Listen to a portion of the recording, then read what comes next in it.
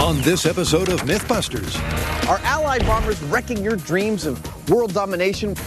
Adam and Jamie make alternate history as they go back in time to recreate an attempt to assassinate Hitler. I wouldn't want to be in that room. No, not at all. Was a room change the reason this bomb in a briefcase failed first time around? Auf Wiedersehen. Meantime, Sorry, Carrie. Carrie, Tori, and Grant Here we go. all take one for the team How do you feel? A little more alert? as they test out the myth that you really can slap sense into someone. This myth sucks. Who are the Mythbusters? Hey. Adam Savage 70% chance of science. and Jamie Heineman. Between them, more than 30 years of special effects experience. Joining them, Tori Belleci, They're gonna fry my brain. Grant Imahara, and Carrie Byron. Science gets more fun when I get a bigger gun. They don't just tell the myths, they put them to the test.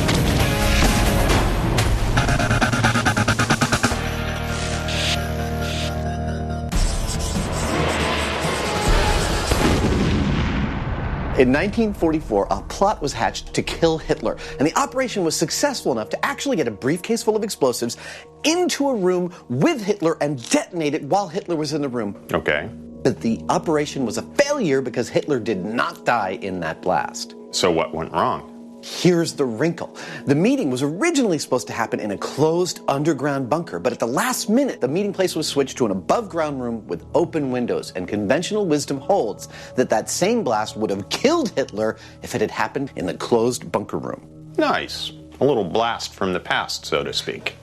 The venue was Hitler's East Prussia headquarters, Wolf's Lair. The would-be assassin was Colonel Klaus von Stauffenberg, and his weapon of choice was a bomb in a briefcase. But late in the day, the meeting was moved from a fortified bunker to a conference room above ground with conventional doors and windows.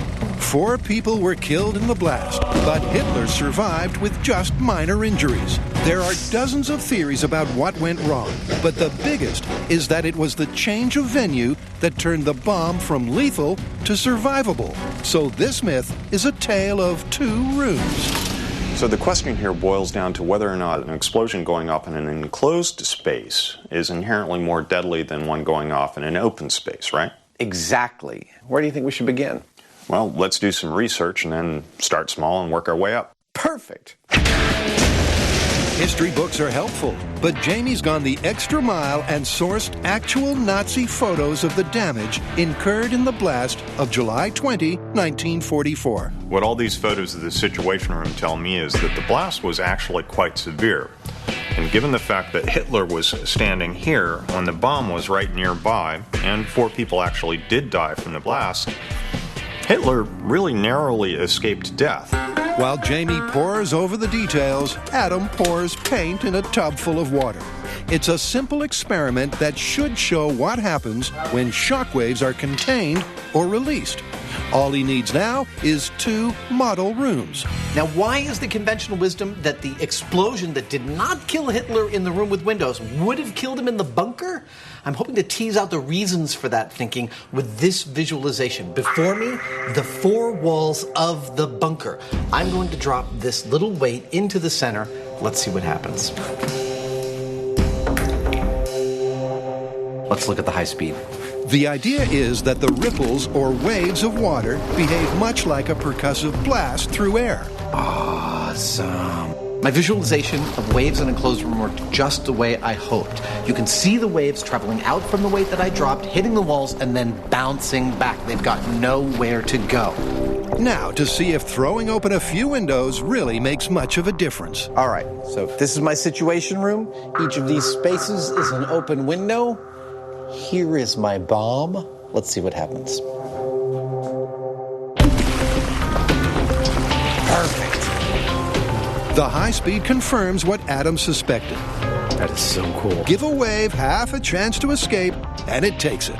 So what can we surmise from this? We can clearly see in the closed room the waves are contained. They do not escape. And we can see in the open room with windows that the waves totally get out. So it looks like there's some science to back up the myth. Back at Allied headquarters, Jamie's now gotten his hands on the official Gestapo report of the bombing. Upper pressure wave destroyed the Situation Room to a large extent and exited through windows and doors as well as through partition walls. Points of impact of metal fragments not detectable, but splinters of wood and leather fragments are embedded into the wood. The Führer suffered only slight injuries, although in the immediate vicinity of the center of the explosion. So the facts and the photos are all duly noted for future comparison. Now you'd have to agree that it's high time they blew something up.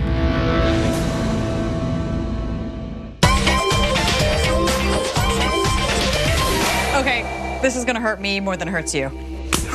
Oh, you're right. That did hurt. Ow! What was that for? I'm preparing you for the next myth, which is that you can slap sense into someone. Oh, no. Oh, yes. The idea is that if someone's in a state of confusion or shock, by slapping them, you can get them to focus, hone in their senses, and perform better. It's a familiar scene from old school Hollywood. Someone flips out, a good sharp slap brings them right back around. It kind of makes sense, what with the shock and the sting. But does it work? When I think about this saying, I think about someone who's hysterical, who's on the edge of panic. How are we going to induce panic in each other? I'm not sure we have to. I mean, I'd like to talk to a trauma expert and find out if there's a way to inhibit the brain, something similar to panic, but a lot easier to achieve. All right, but as far as the testing goes, the pre-slap and the post-slap test, they have to be a decision-making test, because we're not testing IQ here. We're testing how you make decisions under pressure. Exactly. Totally agree. First up, Carrie takes counsel to learn how the body responds to a smack in the chops. So what do you think of the myth that you can slap sense into someone? Well, multiple things happen simultaneously, Carrie, with the intense stimulation. You have a signal going from your face to the brain, which then sends a signal to the adrenal gland, which secretes epinephrine. This triggers the fight or flight reflex. You get an immediate blood flow increase to those vital organs. Your eyes widely dilate, so you get clear and increased vision. So you're ready to make a decision. You could think clearer, and you could fight or you can flee. The old fight or flight response isn't exactly unknown here at Mythbusters. When in peril, I will use one of my coworkers as a human shield. But how can the guys induce something akin to a sense of panic in order to test out the myth? Well, there could be a variety of tests. So if someone is compromised in some way, and people can be compromised from hyperthermia or hypothermia, a variety of sources. But to test that, you'd want to find some fine psychomotor skill. Back at the shop, Grant and Tori are welding up a storm. They're determined to take the human factor out of the equation by scratch building a face-slapping robot. We have a bungee cord that's attached here. It'll wrap around this rod. Now we'll wind up the arm and then release it.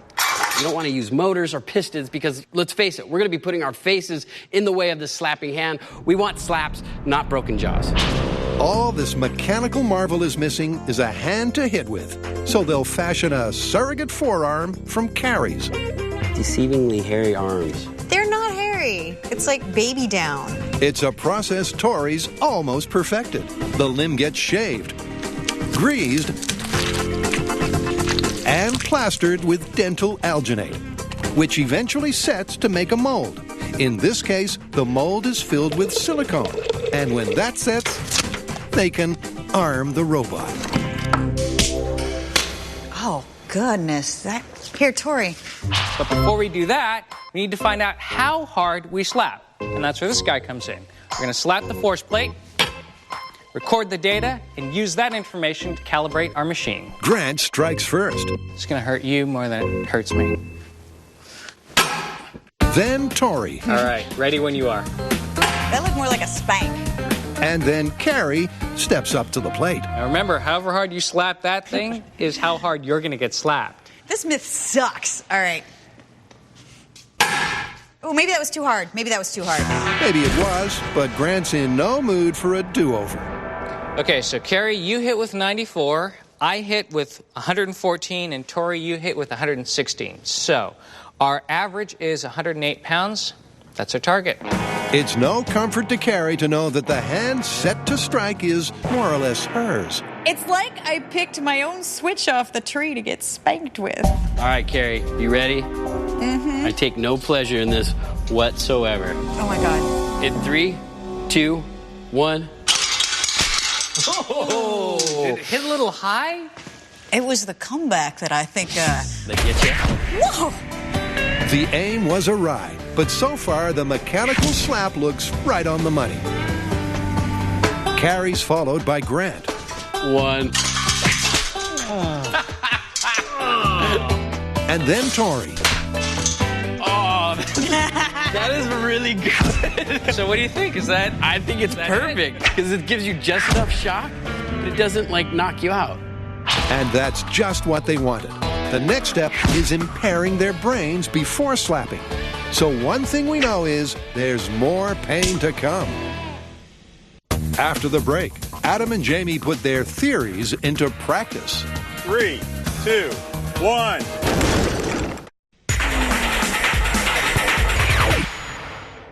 In Valkyrie Boom, we've seen that a sealed room should contain and enhance an explosion better than a room with windows. Now they're ready to do it for real in small scale. Now, in order to test this in small scale, I need 2 rooms.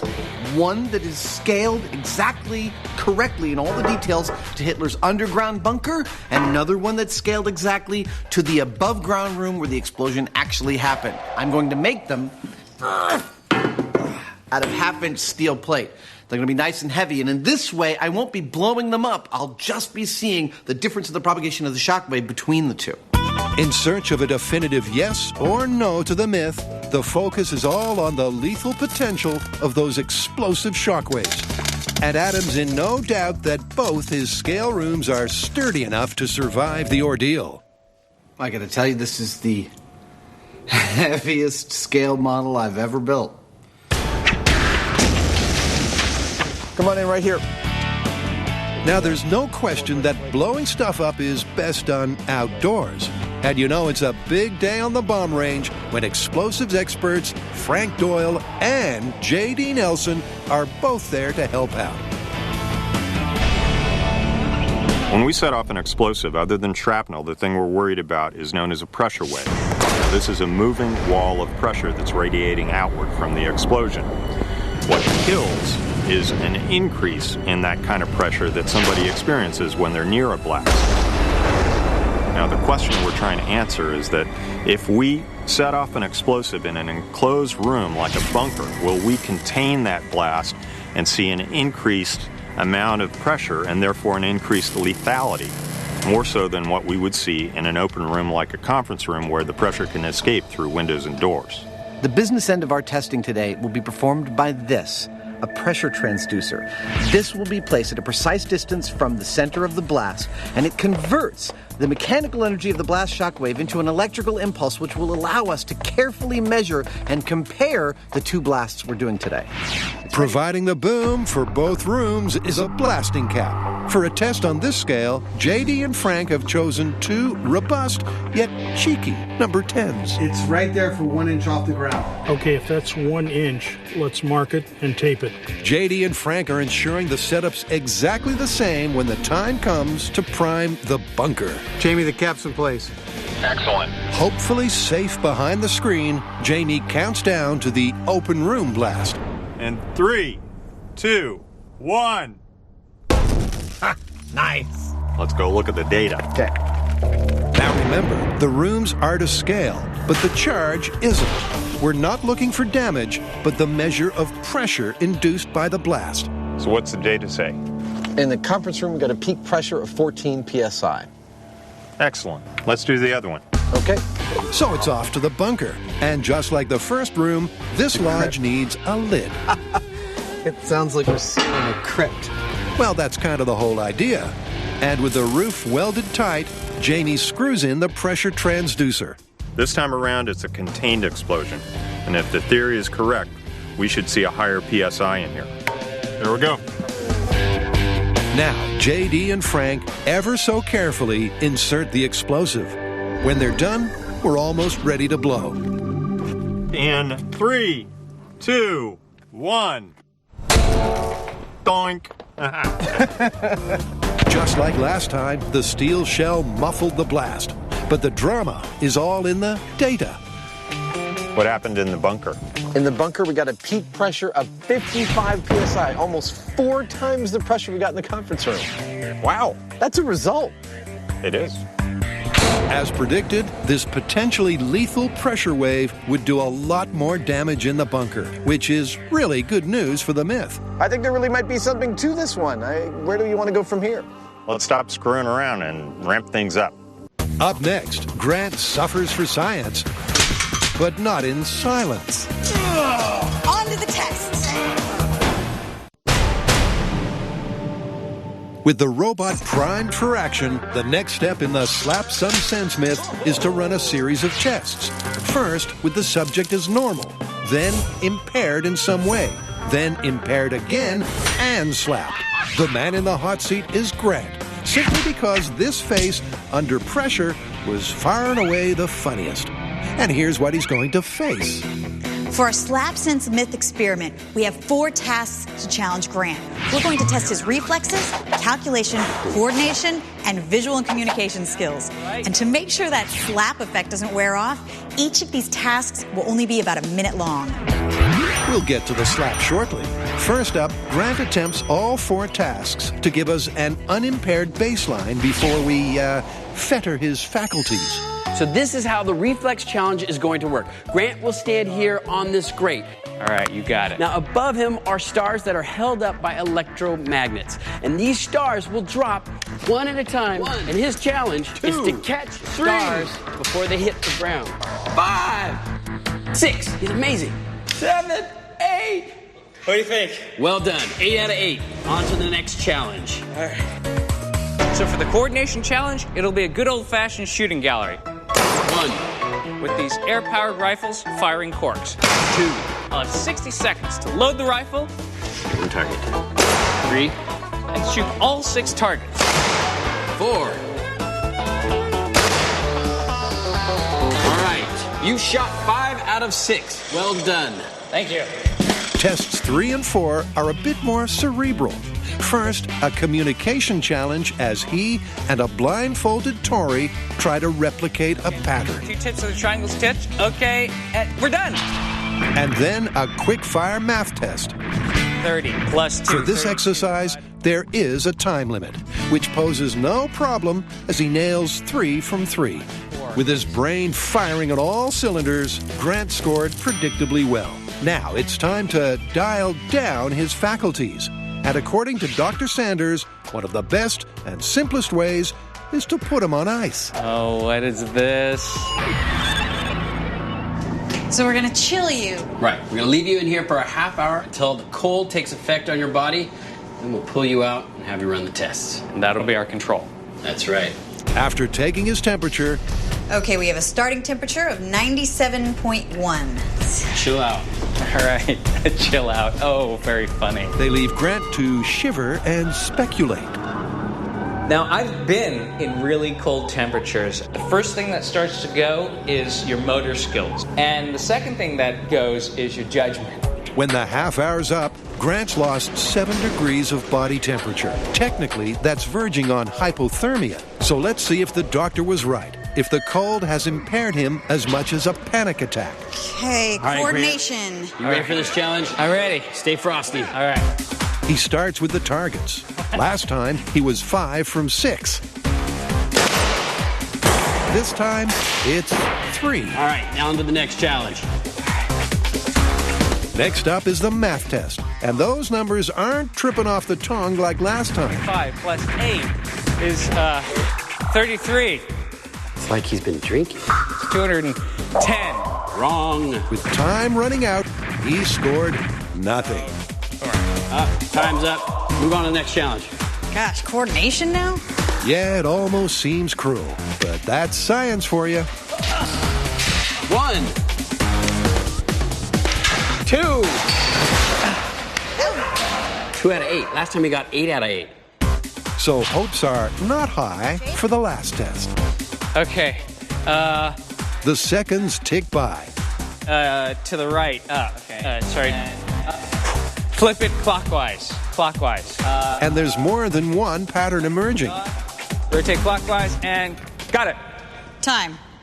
All right, well, the results of the control test are you're definitely compromised. In fact, impaired Grant was trounced by non-impaired Grant. Now for the fun stuff. Time to stick you back in the freezer for a half hour, bring you out, slap you, and do the test again. Grant's warmed up during testing, so it's back to the freezer to inhibit his brain again. And 30 mind and body numbing minutes later. You ready for the test? All right, Grant, have a seat in the slapping machine. Okay. Ooh, you are cold. All right, you ready to get some sense slapped into you? Mm-hmm. Here we go. All right, on to the reflexes test. There's no time to lose, as they don't want the cold or the slap to wear off. 1, 2, 3, 4, 5. Pretty good. On to the next test. But first, it's back in the truck for a top-up. It's a method they'll repeat between each test. First the re-chill, then the slap. All right, quick, to the next challenge. On to math. On the math quiz, well, it's hard to be sure, but he does seem more focused than last time. Minus 10 is 70, divided by 2 is 35. And that's time. Not as good as the practice, but better than the control. You got 1 out of 3. Off to the chill and the slapping. It's fun to watch, but let's spare a thought for the man with his face on the line. I'm starting to feel bad for him. Me too. Just a little. On to the test. Let's go. Right about now, Carrie and Tori are thankful that the gun only shoots corks. Our expert said that the physiological response to getting slapped is the fight or flight adrenaline rush that you get. I'm pretty sure that's what I had, because when I got slapped, I was ready to jump up and hit something. So with one last long shiver and a hopefully restorative slap, Grant once again consorts with the enemy. You're sounding a lot more focused. It's good. I like where you're going. Rotate back counterclockwise. But is he on track to beat the last time trial? Only Carrie knows for sure. Yeah. Okay, there we have it. Not as good as the practice, but better than the control. The results are as clear as ice. When Grant was part crippled by cold, his performance fell off across the board. After the slap, he bounced back, but not far enough to match his unimpaired baseline. I have to say that I am starting to believe that there's something to being able to slap sense into someone. The myth looks plausible, but have we gone far enough to prove the point? There's still room to ramp this one up, and the bonus for Grant is he'll get his revenge. Coming up, Adam and Jamie find that building a bunker might be more dangerous than blowing it up.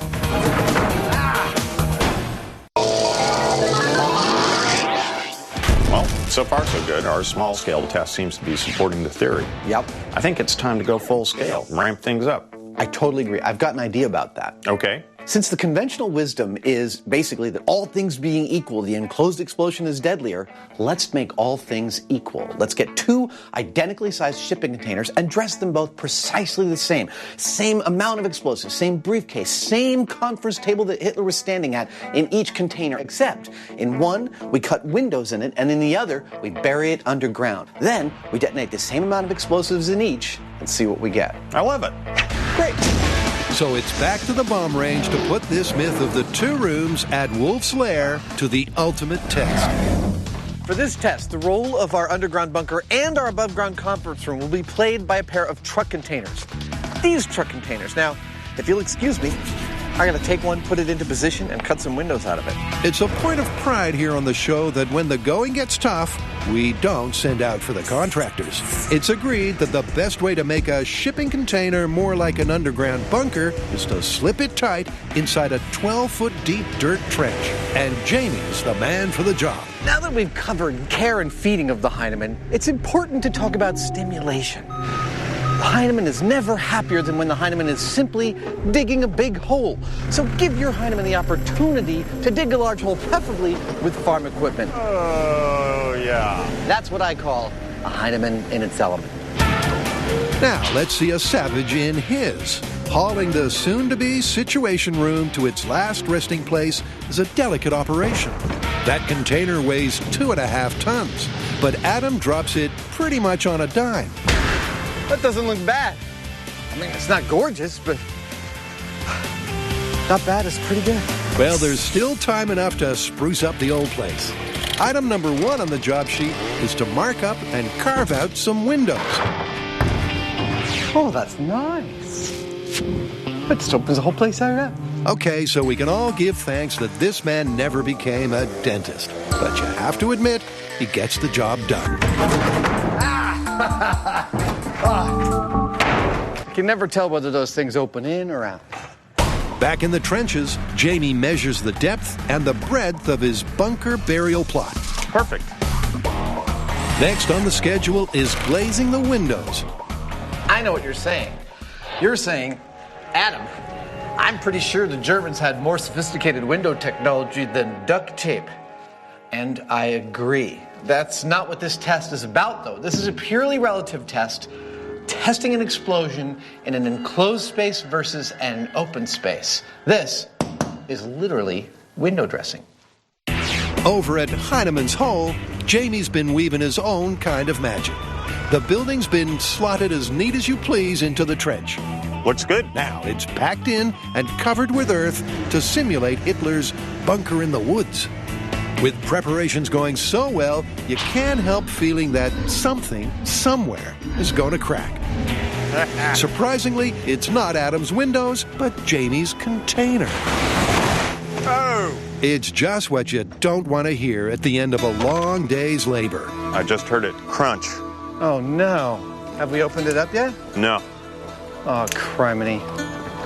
That would suck. And that would be an understatement. Oh. You hear that? Yeah. I don't want to go in there. No. It seems the problem stems back to supply, as they discover this container is part fiberglass and not nearly as strong as the other one. Oh, dude. I know. What do we do? Get another one. It's a setback, all right, and with the full-scale testing set for tomorrow morning, someone needs to do something, and do it fast. Oh, shoot. Straight ahead, hungry, tired, cold, and slapped. Carrie and Tori face the ultimate challenge. She had a bad day.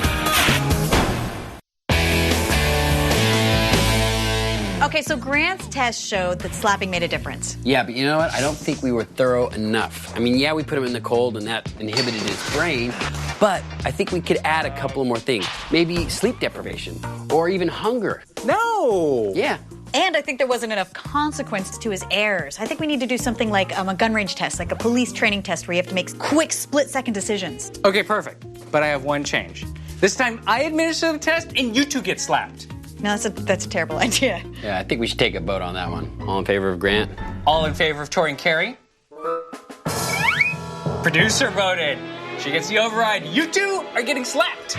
So they'll both go a whole day without food or sleep, and of course, spend some time in the deep freeze. This should inhibit their brain function as much as hysterical panic, without actually inducing it. And taking the test to a shooting range means they'll be forced to make quick-fire decisions with potentially serious consequences. Okay, so this is our 2-minute shooting drill course that we're going to be putting our frozen, tired, and starving Tori and Carrie through. When we say go, random targets will flip over, good and bad. They will have to choose only the bad guy and not shoot the good guy. They'll each have 30 rounds, and on Grant's command, they'll advance twice down the room to complete the test. These guns are in fact real guns, but they've been specially modified with a different barrel that allows them to fire these rounds, which are training rounds. They're markers. They're called sims. They're filled with paint so that you can identify where they hit. Carrie and Tori are called on to help reassemble the robot. And after a day of deprivation, they're exhausted and starving. And Grant's not making it easy. Hey, so how many times did I get slapped yesterday? That looks good. Oh my gosh. Is that a triple? Then it's into the ice truck for 30 minutes to consolidate their incapacity. To be scrupulous, Carrie and Tori first ran the course yesterday when they were still hale and hearty. They both fired 30 rounds and missed just once. So that's our uninhibited baseline. Now it's time to find out just how impaired they've become, starting with Carrie. Eyes on. Pick up your firearm. I am really tired from tensing. I am freezing cold. I am starving. Ready. And begin. I think I'm getting a headache. So she's less than her usual bubbly self. But will it impair her performance? Going through the course was a lot harder than I thought it was going to be because I was shaking so much that I couldn't hold my gun straight, and it's like I can't concentrate. It was just my head is tired. I can't focus.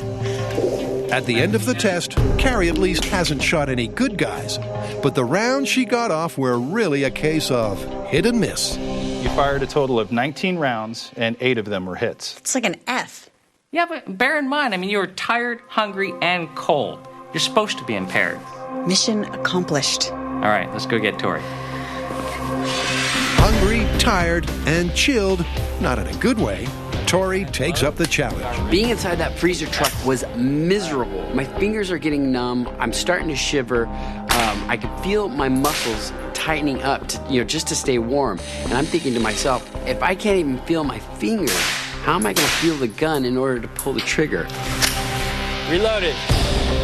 Well, he does get to grips with the gun, but just how many of those paint-filled bullets have hit the targets?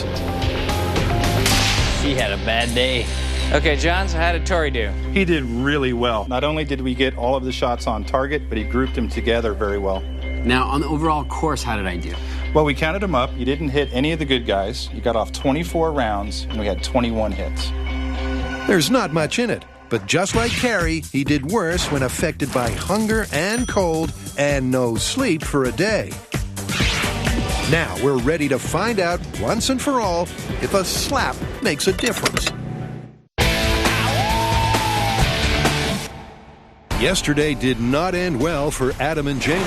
Oh! But with a new up-to-code container secured and currently being reinstalled, it's all back on track. That gives Adam a chance to explain his amazing design for the real stars of the show. A pair of high-tech faux Führers. In any explosion, there's pretty much 2 things that are going to kill you. One is the pressure wave, and 2 is the shrapnel. And we'll be measuring both using this big block of urethane foam. This will, in fact, be our Hitler standing at the conference table, and it will have a pressure transducer placed in the center of the chest, front and back, to measure the blast pressures coming off the explosion. And because it's a big block of foam, it is ideal for measuring the shrapnel injuries that might have been sustained, because any piece of wood, any splinter that flies off this explosion is going to stick right in this foam and give us a really good idea of the kind of injuries that Hitler might have sustained. For Adam's design to work properly, the sensors and the wires need protection, hence the 2 metal plates. If all goes to plan, the chest sensor will measure the initial blast wave of the bomb, and the back sensor will register shock waves that reverberate off the wall. All right, I think our shrapnel collectors are ready for testing.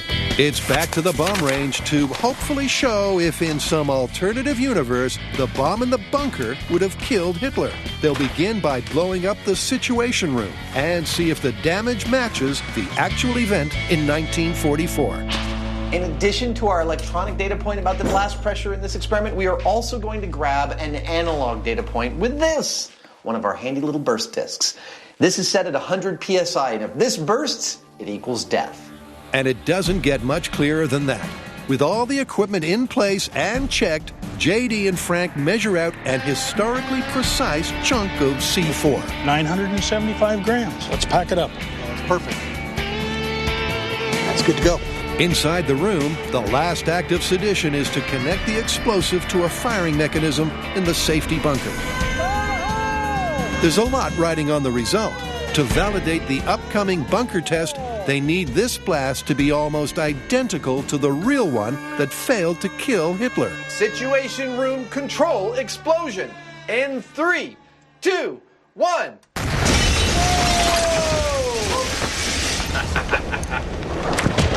Boom! I wouldn't want to be in that room. No, neither would I. It's hard to imagine anyone surviving this, but that's what they're hoping. Look, we got a new doorway. Watch out for some nails. It did what it said it would do to the floor. There's a hole there. Wow, look at that. Mr. Hitler's in 3 rather large chunks. Oh, and I see intact first discs. Absolutely. Look at that. It's totally intact. So they know the blast was less than 100 psi. And Hitler's actually a lot healthier than he looks. Wow, I mean, it really is clear that while he might have taken a lot of damage from splinters in his lower half, his head completely untouched. Yeah, that's what the Gestapo report said, that he had splinters in his legs. But from the waist up, he's pretty well intact. Well, so that supports the burst disc, that it's a survivable blast. And we know from history that Hitler survived it. So kudos on a good control. Boom! In fact, it looks like a great control. But will David's figures confirm the non-kill? So, David, what we get? We had an average of 18 psi for just over a millisecond, which is definitely survivable. I'll be darned. All of our data shows that our Hitler could have totally survived this blast, despite the fact that when we watched it blow up, we all thought, oh, crap. This couldn't have gone better. Now the question is, what will happen in the underground bunker when we contain that blast wave? Still to come, what would have happened with the bomb in the bunker? One.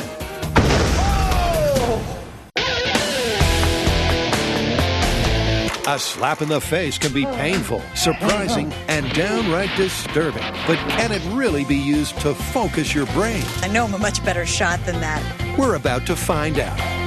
Sorry, Carrie. Okay. All right. Good. How you feeling? I just got smacked. Okay. But will she improve or implode? Let's begin the testing. Ready and begin. And let Carrie handle the commentary. Getting slapped really refocused me. And I feel like that slap is a lot harder than when we calibrated it originally. I don't know if I'm just really cold, extremely irritated, starving, but it felt really focused. She did really well. She got off a total of 22 rounds and 16 on target. So a very big improvement. Nice. And no good guys. Very good. Carrie scored well enough to well and truly prop up the myth. Now it's all down to Tori. Okay, man. How you feeling? Cold, disoriented, a little foggy in the head. Okay.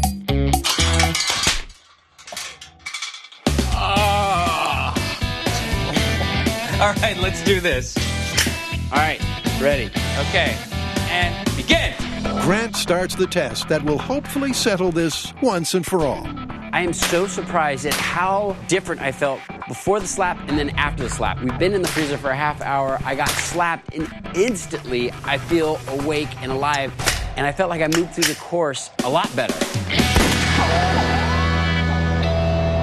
Okay, John, so what are the results? Really good. Tori got off a total of 27 shots, 26 on target. And that right there is a clear-cut result. They never got back to their unimpaired baselines, but that's not the benchmark. The myth is that slapping revives an impaired mind and body. Well, if we put your results, my results, and his results all together, I think we can call this myth confirmed. Yeah, we were all compromised, and yet all of us had significant improvement after being slapped. Who would have thought a simple slap would help you to focus and improve your ability? Confirmed. Confirmed.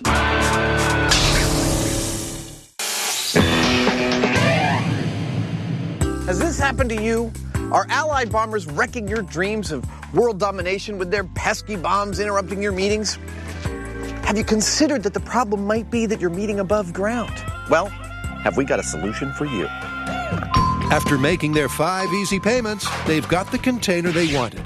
It's been partially buried to behave like a bunker, but they're careful to make sure the fittings, the props, and the explosives are precisely the same as they were in the last test. Thank you, sir. The only thing that is different is the room. It's the same size, but it's contained, so when we see a pressure wave, it doesn't have anywhere to go. Well, Peter's in. You think we're going to kill Hitler this time? Yes. Ah, cool. Well, let's seal it up. The closest thing they have to a weak point is the front door. So Jamie, perhaps recalling his days building the Transcontinental Railroad, decides to buttress the bunker with railroad ties. Now, to briefly retread the trail of destruction that brought us to this epic moment. Now, we know from our small-scale testing that a confined explosion will yield a higher blast pressure than an unconfined explosion. And in our full-scale baseline, we exactly replicated the actual attempt on Hitler's life and showed that it was completely survivable. But would anyone stand a ghost of a chance in an underground bunker with close to 1 kilo of high explosive? To confirm the myth, they need to kill Hitler beyond any shadow of a doubt. In 3, 2, 1.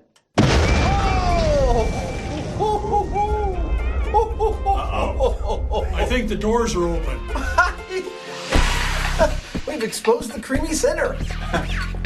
Well, the bunker still looks intact, though. It does. Let's approach it gingerly. The bomb blew the sleepers 150 feet, so it's no surprise that inside it's a train wreck. But there's one more shockwave to come. Dudes, the first test totally intact. Wow. I would not have called it. Look at this place. It does look like the guys have blown their deposit. Look at the devastation here. There's nothing left in here but splinters. But the crucial stats on survivability rest with David. What'd we get? We got an average of 30 psi for just over 1 millisecond. That's it? That's it. It was survivable. I'll be darned. It's pretty close to an unbelievable result. While a pressure wave as low as 15 psi could be lethal, it would have to last for at least 30 milliseconds. And this blast didn't come close. People ask us all the time if we come up with results on the show that surprise us. And here is actually a fantastic example. We are gobsmacked. We went into this explosion pretty much feeling guaranteed that Hitler was going to die, and all of our data shows the opposite, that this was a survivable blast. That was surprising, huh? Totally surprising. I was convinced that Hitler was going to die. Let's go. They should have used more explosives. That's your answer for everything. And I love these results. If you were standing where Hitler was in relation to the blast, you would have survived whether that blast occurred in the bunker or in the Situation Room. Yeah, the myth that Hitler only survived because of the change of venue is totally busted. Totally and completely busted. Now, if the bomb had been at his feet, as was the original plan, we might have a completely different story. The placement of the bomb, the quantity of the explosives, much more important than the room. Yeah, I just love the counterintuitive conclusions. I do too.